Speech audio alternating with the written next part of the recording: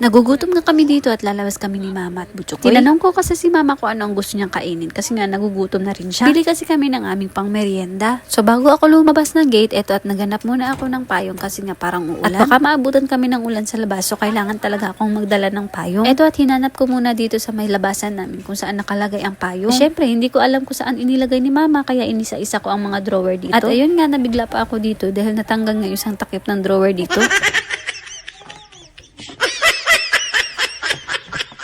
So, eto nga, hindi ko talaga nahanap yung payong. Kaya ang naisip ko, ito na lang ang benta ni Mamang kukunin ko. Kasi nga tayo ay tamad ng maghanap ng payong. Ito na talaga ang kinuha ko. Alam kong mapapagalitan niya ako dahil benta niya ito, pero no choice tayo dito. Ito na rin kasi talaga ako, kaya kailangan ko nang magmadali. Eto, at bago ako lumabas ng gate, inilabas ko muna dito yung aming karatula na clothes. Sinusuot lang pala namin ito dito sa labasan ng aming gate. Baka kasi may bibili tapos wala kami dito. Ay, kita nyo ang panahon ngayon ay hindi masyadong maganda. So, kailangan nga talaga natin magdala ng payong kasi nga anytime baka uulan. Mabuti na lang din at dito sa lugar namin hindi masyadong binabaha kahit gaano pa kalakas ang ulan. Ito nga, dalawa na kami ni Mama ang lumabas kasi nga bibili na rin kami ng aming uulamin mamayang hapunan. Pero ang uunahin muna naming bibili ngayon ay ang pang merienda namin. Medyo malayo-layo nga yung binibilhan namin dito ng merienda. Doon lang kasi din kami sanay bumili ng pang merienda namin, lalo na at pang tinapay. Kaya nga hindi masyado laging binabaha dito sa lugar namin kasi dahil nasa taas kami. Ito na nga at pababa kami dahil dito sa may babaan doon ang nagbebenta ng tinapay. Dahil wala sila masyadong bentang tinapay dito, ito na lang sliced bread ang binili ko. Sakto na rin na may peanut butter kami sa bahay na pwedeng ipalaman dito. Pagkatapos namin dito, bumili na rin kami ng aming uulamin mamayang hapunan. Atay ng manok nga pala ang binili ko dito na may patatas at carrots na rin. At nandoon sila Mama sa tawid nakikipagmaritesan pa. Syempre, ganun talaga kapag mga nanay na, no, lalo na't may mga kakilala ka. Dito nga palabas na kami at nakasalubong namin itong pamangkin kong si Trisha. Kauwi nga namin ng bahay, agad ko naman itong inilagay sa may lababo. At ito namang tinapay ay inilagay ko sa mesa. So paano ba yan? Hanggang dito na lang muna. Salamat sa panonood.